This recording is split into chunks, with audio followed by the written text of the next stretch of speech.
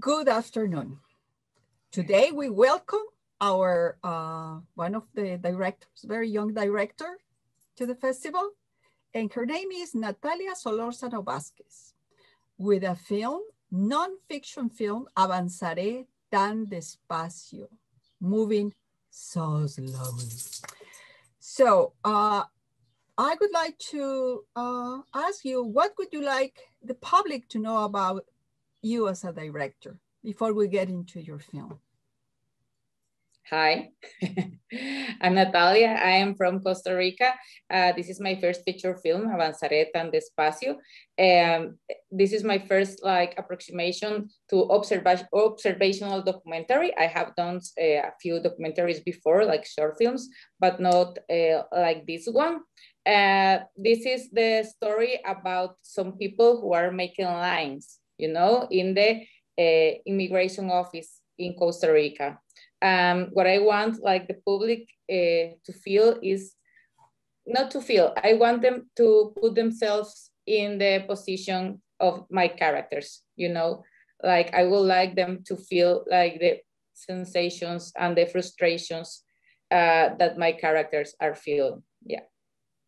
And how did you come about this idea? What inspired you to create this film? What was it? Okay, there were like two things. First, I had I started writing this film, this documentary in 2015. Mm-hmm. Before that, I had some years this obsession about lines, making lines, you know, because in Costa Rica, and I dare to say in Latin America, it's like a way of life, you know, like make lines, you know, you make lines for everything, things you like, things you don't like, but you're so used to it, you know, like, oh, okay, I have to make a 2-hour line. Okay. Okay. And here in Costa Rica, it's very common. So I was obsessed, I want to make a film about this, about how people make lines all the time and they don't complain. But then I had the opportunity in 2010 to study abroad in Spain. I studied in Barcelona in creative documentary. And when I was there, I lived by myself the feeling of being like a student, you know, I know it's a privileged way to experiment it, but like being an immigrant in another country, you know, so I myself have to go to the immigration office to make my paperwork and stuff, and being there and the way I felt there and the way I felt they were treating us like immigrants, I start thinking about, okay, if this is a first world country or whatever, and we feel like this and it's so awkward and I feel so bad, how will be in my own country, you know? How do we treat our own immigrants, the people that come to Costa Rica and want only to work or make a life or whatever they want, you know? So that was my, I came back from studying there and I started the research here in Costa Rica about in the immigration office here. And that's how everything started. Yeah. Mm-hmm. Now, listening to your, how did you come about with the film? There are several images that that are repeated throughout the film. Doors, opening and closing, guards, chairs, empty chairs. And that I like that image of the waiting room where you have the screens and you have that everything, you know, is the shot from the back and you can see the front, but the front is too far. And then when these doors, right? That's the screen. Then you have the screens in there and how you put the screen in the, within your camera, you put the waiting room in the screens. And then behind the workers in the screen. So how did you, what made you those images? What was, why those images and not so much cues? There are cues, but I think it's more the space. Yeah, yeah. Yeah, and that's funny because here, like in Costa Rica also, we make cues, like sitting line. You know, I don't know if I'm expressing well myself, but people make lines like sitting. You saw the film, like people, okay, next, and they stand up and go to the next. You know, that's like funny for me and we're at the same time. But yes, there's a lot more like waiting spaces than lines, or I don't know how to say it, you know, like you make lines like in different ways, like sitting, like up, like this way or another. But for me, those spaces, when I started the research that I went several times, like only, you know, like the space and how the people move into it, and the guards and all you just said. For me, what's important that the place like invades with violence into people. I don't know if I say it okay. Like the violence that the infrastructure represents to the people, you know, because they're not like comfort spaces. Okay, like they are like square spaces and big columns and comfortable chairs, a lot of people, you know, and like chairs with colors that nobody know what they mean, you know, but red is one thing and yellow is the other, and the people get all confused. For me, it was really important to reflect that, like, because something about my film is like you can see violence, but it's not like violence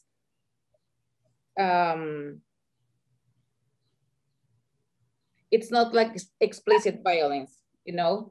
It's like the violence that is implied in everything, you know, like in the time they delayed your paperwork, like in the time that there are several times that you have to go back and back and back and back, you know, and the violence, like the space itself I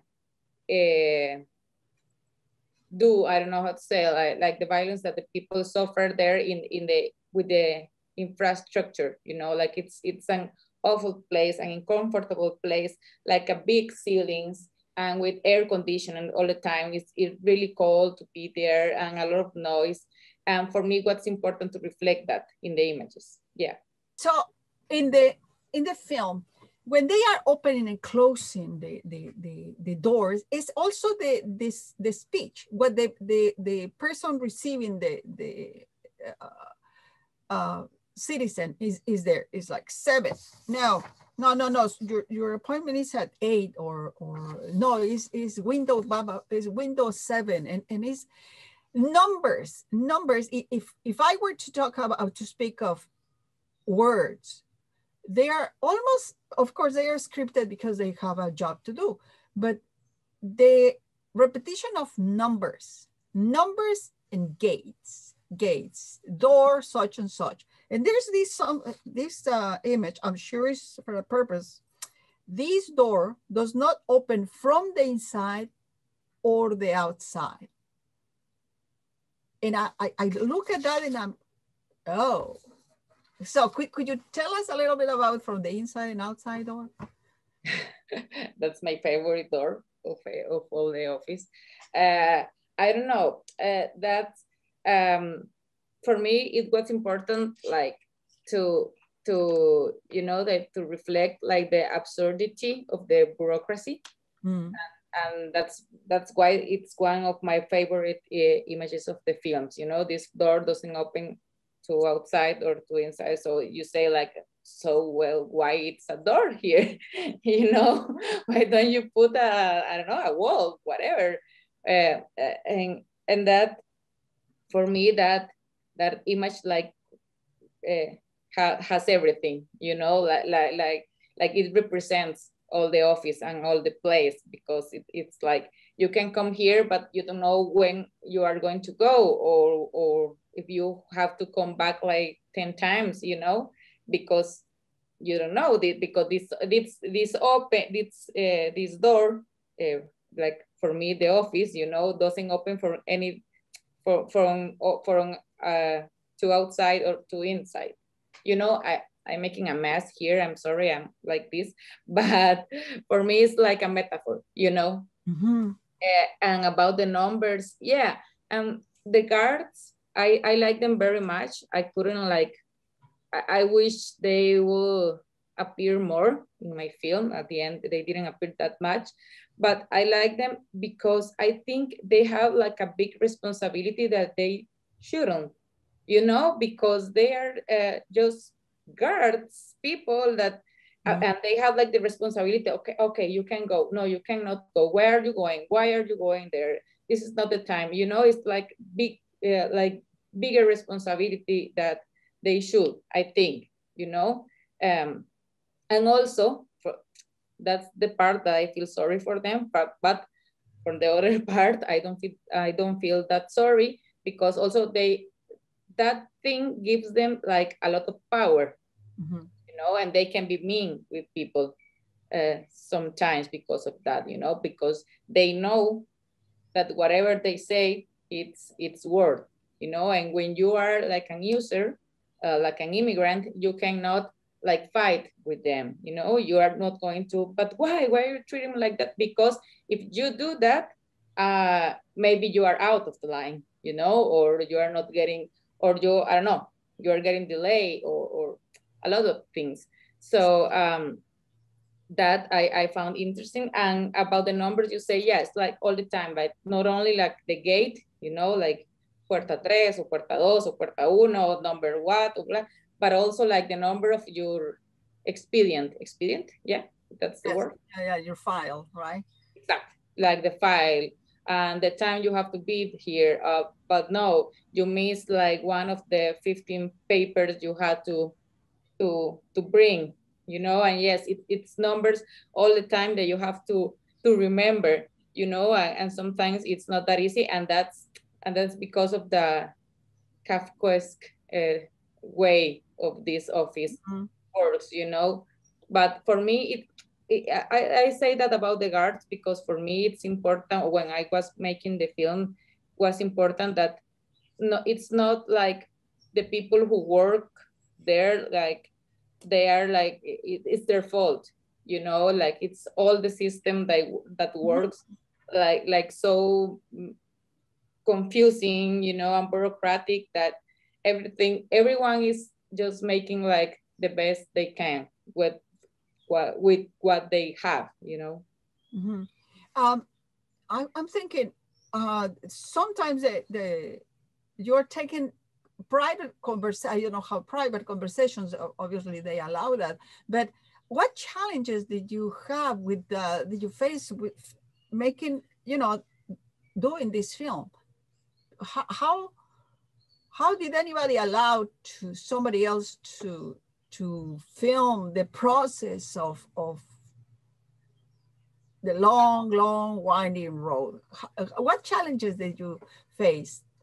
Yeah, I feel like very blessed, you know, like everything went okay because I'm a really nervous person. So when I was like in pre-production, you know, or writing the film, I was asking myself this, you know, like, oh my God, nobody will want ever that I record them, or everyone will say no. I don't know. I was making like movies in my own head, you know, and at the end, I learned, and I try to remember time to time, that people are nicer than I think, or maybe you think, you know.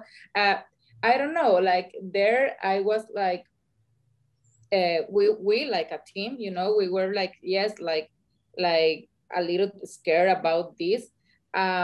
We had a lot of releases, you know, like we were like a really small team. But in this small team, there were like 3 people only from production that were like in charge of the release. And so we record, I don't know, like record in a gate or in a window or in a line. recording, and we were like for WhatsApp saying to the production team, okay, these people, this person, all these people are appearing. So they went people by people, like with the release, explain to them, like we're making a film, and this film was this and this, and it's not going to appear in TV soon, or you are not in danger, you know, because it's a very delicate, like, well, it's a complicated place, you know, because it's people that are immigrants, and not everyone there are with the, obviously they don't have like their paper, you know, in order, or what you can say in order. So people easily is scared, you know, like being recorded and that, but all the people were really nice. They understood like really fast everything, and most of the people signed, you know. So there wasn't like much more complications with this, but at the end we had like hundreds of releases, but people were really nice. With the guards and the people who, we have like a little more resistance with the people who work there, because they were afraid that we're going to go like, oh, we're going to research and see everything bad that it's here, and it's everything's fault of the bureaucrats, you know. And we have to went like several times until they understood we weren't going to do that. Like we weren't to record like all the process and the life and the microcosmos there, and not only about them, but also some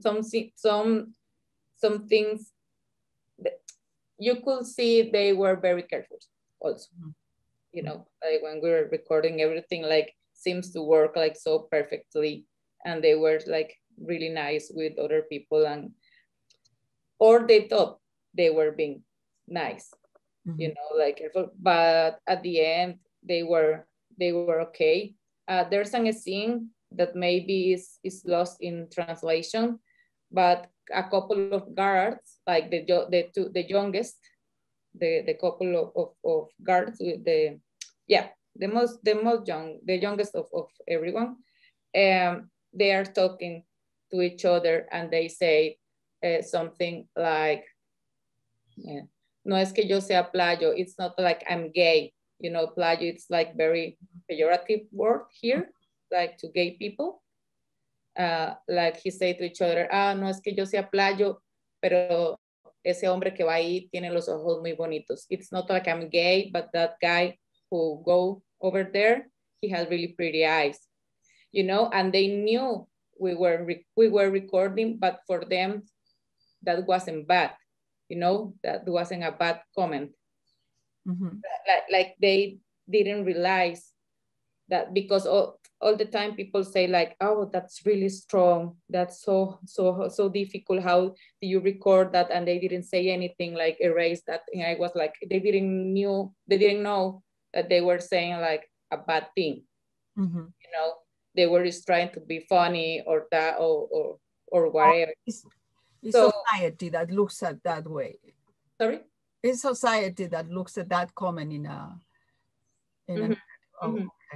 see. So that's it. Like I didn't have like so much problems to record the people, and like if they were,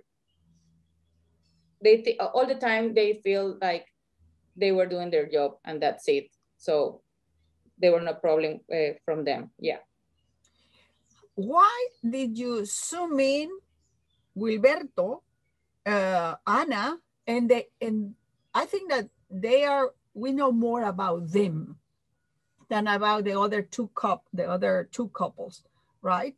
So why them, and not, since they were so many, there was such a long line. Why them? From me, like Wilbert, you know, like character, like the Afro character. From me, he represents, and he represents like all the Via Crucis you know, that everyone has to go through there, because he, and that's because I choose them like my main character, you know, because he has like a full arc for me, you know, he get there like with so much good attitude, you know, like, oh, everything is going to be fine, and with his shirt like I love wit and stuff, and you know, and at the end he ends like he were like I don't know, like a train came over him. And that like for that reason I choose him like my main character, not only because he was also he talks a lot, you know, and he talks to other people, and he doesn't care about the camera and all stuff, but also because that he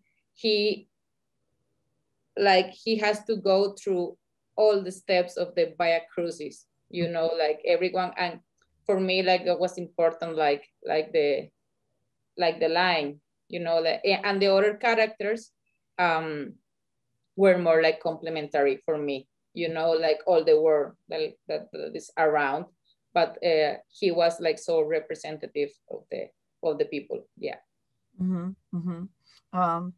Now that you started saying that you study in Spain, and the Ana is from Spain, and I think she's from that region where you were. Yeah. Was that a sentimental value there? Just a casualty. No. No, and I didn't know she was from Catalonia. I thought only she was from Spain, and that's it. And then like also these casualties that documentary have, you know, that they are not casualty, but then when I was hearing, suddenly I hear her speaking in Catalan, you know, I was like, oh, that's a good surprise, you know. And yeah, I also like her character, because she reminds me like other way around, like my experience. Like I was thinking, oh, for her this should be hell, you know, because she isn't used to this, or she doesn't know that people is treating like this in her country, you know. So for me it was like funny about that. And also she was very clear, yeah, also with her story and her things, and she also has was a good I want to say instrument, but to understand, you know, like how people it's taking into this mess, you know, that immigration is. I like how her conversation in Catalan, so people cannot understand her. She's complaining about the process. It was something. And why the title? Tell us, why the title? The original title in Spanish is Avanzaré tan despacio que te parecerá que retrocedo. It's even longer than in English. In English, it's moving so slowly. You know, it's about it's my film. You know, like you don't see like I always say that in this office in immigration, you know, when you go in, but you never go out, never. Even if you have your paper and your, you know, and everything, but it's a lie, because eventually you have to go back in a year or 2 years, but this place never lets you go, you know, never. You think it is, but no.